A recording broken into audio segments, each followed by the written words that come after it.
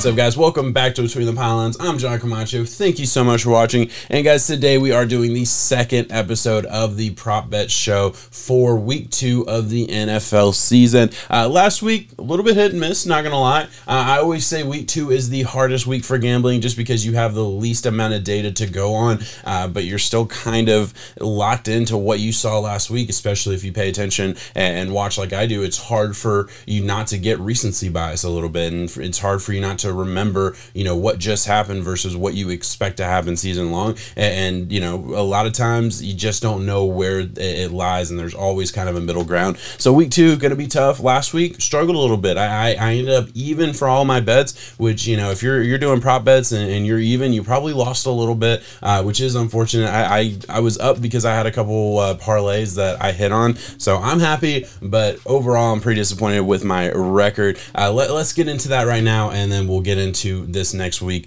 of prop bets that I really love. Last week, my biggest loser, the one that I liked the absolute most that didn't hit, and really, you know, I don't blame myself for it. It just happens. Injuries happen, and that is Raheem Mostert. Yes, I expected Raheem Mostert to have a monster game. I had him over 71 rushing yards on the day.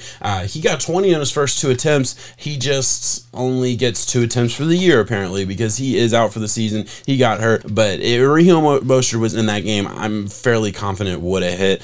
So, you know, just unfortunate turn of events that injury hit on one of my best bets. The other bet that I lost was the Adam Thielen bet, which, to be honest, I just think that was a bad choice on my part, and I need to do better there. That was one of those things where I kind of based it completely on game script and didn't really look into anything else, and I should have. So that's on me. I'll take the L there. I did hit on the Antonio Gibson.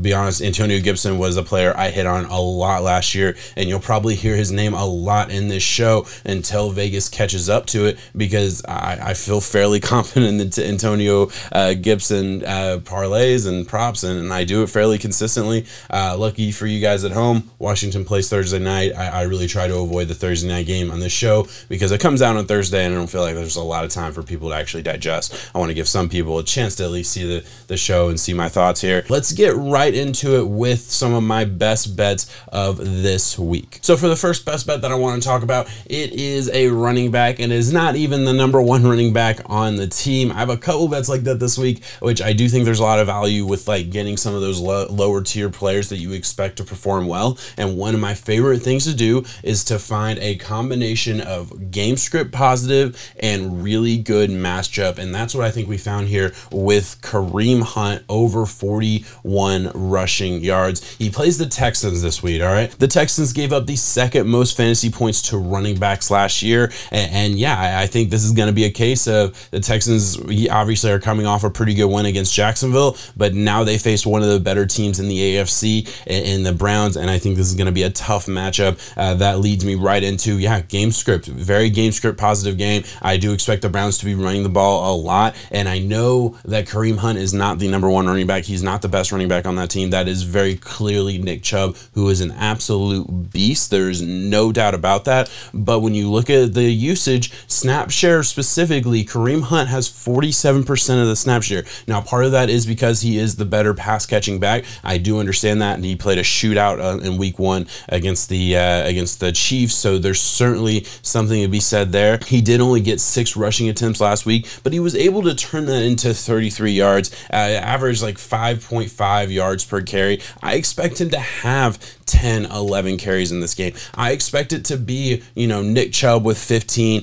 Kareem Hunt with 10, 11, and if Kareem Hunt gets 10 and 11, he is going to crush this over. And by the way, the line for just total attempts is 9.5, so if you feel more comfortable with that, yeah, I don't blame you. To me, I don't feel quite as comfortable with that. I could easily see him getting 9 attempts, and honestly, if he gets 9 attempts, I still feel pretty confident that he gets over 41 rushing yards. I will also say, this is not a bet that I made, but it's certainly something that I looked at. The rushing and receiving combination, that might be something you want to look at as well with Kareem Hunt. I do expect him to have a big game. I do expect him to be, you know, flex worthy in fantasy. I expect him to have all of these positive attributes, and yeah, I think 41 is just not high enough a number to scare me away from this bet, so I'm taking that, and I feel really, really good about it. Moving on to another running back in the AFC, we have Jonathan Taylor over 15.5 receiving yards. yards. Last week, I was betting that Antonio Gibson would be over 15.5 receiving yards. This week, I'm betting it on Jonathan Taylor.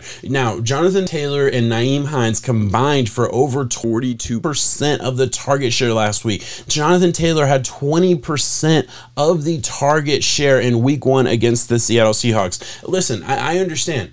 It's going to be a game script dependent on how much the running backs are actually targeted in this scheme, and just taking a 1-game sample size is really, really tough to do. So those numbers are definitely skewed. But we want to talk about game script. I don't think the Colts are going to have an easier time against the LA Rams, who have a better defensive line, in my opinion, are a better defense as a whole, in my opinion. Overall, I think this is actually a worse matchup for the Colts. And to me, that screams Carson Wentz having to have the ball in his hand and Carson Wentz dumping it off. Now, yes, Nyheim Hines will have some really good usage, and I really did look at his line. I actually like his over. Didn't like it enough to really even put it in my best of the rest category, which we'll get to a little bit later on. It's something to look at. I don't remember off the top of my head, but Nyheim Hines is the pass catching back who will have that work, but Vegas knows that too, so that line is obviously a lot higher. Jonathan Taylor got 60 yards through the air last week. I don't think this is one of those things where Jonathan Taylor is going to be ignored through the air. He is going to have the usage on a week-by-week basis. I fully believe that, especially for a wide receiver core that, yeah, there's no proven commodities. Yes, I like Michael Pittman. I think he can be a good player. At this point, we don't know if he's like a wide receiver 1, if he's a complimentary piece. We don't know. Paris Campbell is a guy that I absolutely loved. Again, we don't know, coming off a bunch of injuries, a lot of questions there. Zach Pascal led the receiving core in receptions and yards and all that last week. That's not really a good sign for your receivers. And when the receivers aren't performing, look at what the Saints do. Look at what a lot of great teams do in the NFL. When your receivers aren't great, dump it off to your very, very high-valued running back in a Jonathan Taylor who is so good in space, so explosive. 15.5 yards is just not enough, especially when last week I saw him do 60 in a situation where they were down, and honestly, it would not surprise me a bit if that is a similar situation this week. But let's move on. We just talked about the team that played the Seattle Seahawks in week 1. Let's talk about the team that plays the Seattle Seahawks in week 2, and that is the Tennessee Titans, and more specifically, Julio Jones. And this bet is predicated on, I'm not sure. I don't know. And when there's just too many things that are murky, I really lean under, all right? So here's what's murky. First of all, we don't know exactly what to expect with the usage for Julio Jones. Now, do I think Julio Jones is going to have a big impact on this offense, even if the stats don't show it? Absolutely, but that's not what we're talking about. We're talking about stats. I don't know how much we can honestly expect from a Julio Jones on a week-to-week basis as far as receptions and yards, all right? That's all we're worried about right now, and specifically receptions. Right now, for us to lose this bet, he needs to get 6 receptions. Last week, he only got 6 targets all game. I expect that to be his average, 6 to 7 targets. And I'm sorry, but if you have 6 to 7 targets, realistically, you're going to have 4 to 5 receptions. I know it's Julio Jones. If you get it close to him, he's going to catch it. I get that. But he got 6 targets and 3 receptions last week. That was in a very, very script positive game for receiving yards and receptions. When you have to throw the ball more, it makes a whole lot of sense that your receptions are going to go up. I could see that happening in this game as well. It certainly could. It's the Seattle Seahawks. Their defense is not as good as the Cardinals, but I did just watch them kind of dominate a Colts team that also has a bad offensive line, that also is kind of run game first as far as the way they perform. And yeah, obviously the Titans have way better wide receiver weapons, and there's certainly something to be said about how the secondary can really match up against this Julio Jones and A.J. Brown pairing. But I'm sorry, I look at this game and I don't think A.J. Brown and Julio Jones both get over 6 receptions. I just don't expect that. And to me, this offense has to prove that they are going to consistently be a viable candidate for 2 dominant receiving performances. Now, listen, I could easily see him getting to 5 and scaring me a whole lot. But I could also easily see him being at 3 or 4 in the fourth quarter and feeling like I have a really good cushion to win this bet. It's certainly a bold take on my part. I definitely understand that. But to me, there's just too many things that I don't know. And that adds up to, I don't like Julio Jones at the over. I like him at yards. Honestly, the yards are not bad. 50 yards, I could see that because he could get that in 4 receptions. He could get that in 3 receptions. It's right in that like 50-yard mark, 50 or 60 yards. I like his yards. I don't like his receptions, and I'm taking the under there, and that is my best bet. Guys, let me know in the comments what you think about my 3 bets. Which ones are you going to follow? Which ones are you going to stay away from? Let's move on. Let's take a look at my best of the rest prop bets here. And last week I did pretty good. I was 5-4 with my best of the rest props, with 2 that were like this close and probably should have happened, but they didn't go my way. And hey, that is what it is. You got to take the L where it is. I'd certainly love to be saying I was 7-2 right now, but hey, that certainly happens in gambling. You got to take the lumps where you can get them. But I was positive. So let's take a look at this right here.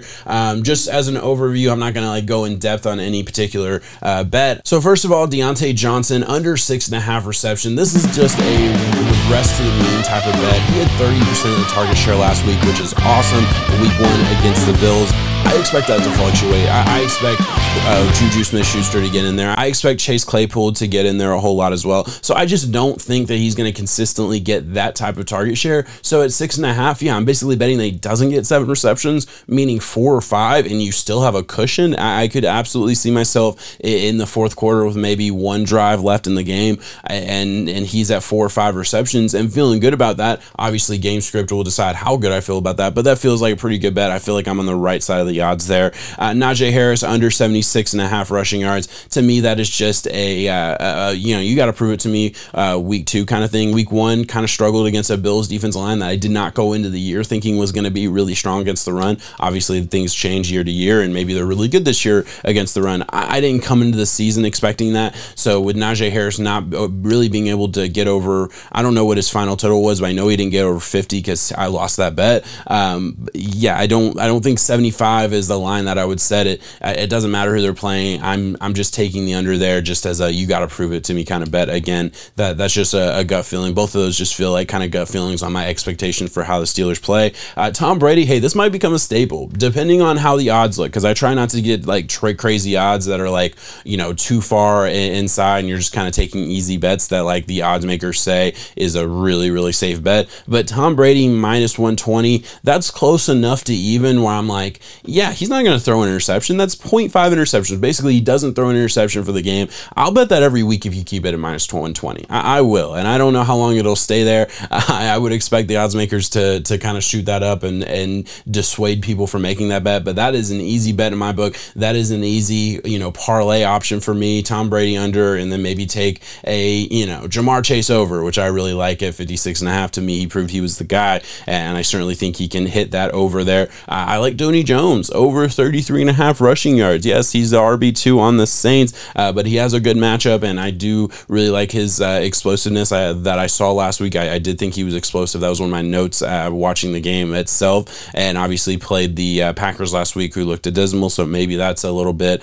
of fool's gold there, but I think that's a pretty low under, and if Tony Jones is going to be used the way Murray was used, the way we've seen them use the RB2 a lot in New Orleans, yeah, I think that's a fairly reasonable line for your RB2 behind an Alvin Kamara. I like that bet at 34 yards. Overall, Sony Michel being under 40.5, that's just crazy to me, the fact that line is still sitting there. I won on it last week. I'll bet the Sony Michel. Listen, I'll probably get to be more and more nervous about it, but listen, he got like 3 touches last week, and he will get integrated into the game, but Henderson played really well, and I don't think Henderson is losing that job. I like where his line is at too, so I didn't want to touch Henderson, but Sony Michel, yeah, I don't expect him to get the usage if Henderson is the hot hand. He certainly looked to be that in week 1.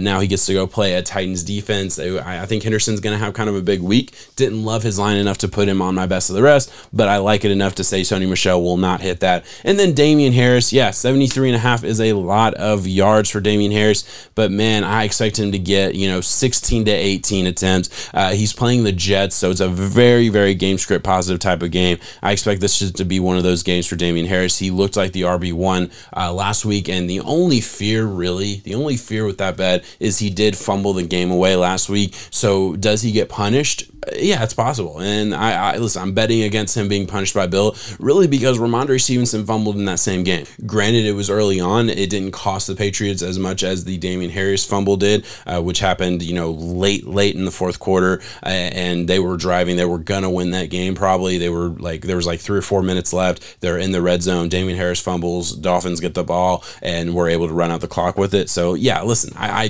get it. Maybe that's the punishment that happens. Maybe he's nowhere near those yards. And if you want to bet the under based on that logic, I don't hate you for it. I just look at the Jets as a team they're going to run on. This is going to be a very game script positive play for Damien Harris. And yeah, I just don't expect him to be punished and to see a Ramondre Stevenson not punished. If Sony Michel was still on that roster, I would not be talking about this bet right now. I would be very nervous about it. But Sony Michel isn't there. Ramondre Stevenson is a rookie. They usually don't give rookies a long leash up there in New England. And all the other running backs, J.J. Taylor or James White, they're just smaller scat back type of guys that doesn't feel like they're workhorse type of running backs. I don't expect to see that anyway. But yeah, that's it. That's what I'll focus on. If you have any questions, hey, leave them in the comments, DM me on Twitter, whatever you want to do to get a hold of me and ask me about these bets. I do really enjoy talking prop bets and odds and like that. I get into it. I really enjoy it. Obviously, I'm making this video. But that is it for me, guys. If you enjoy this, subscribe, putting out content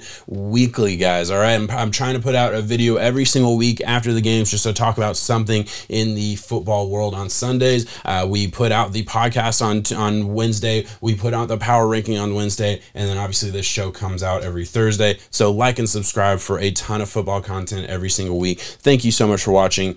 Peace.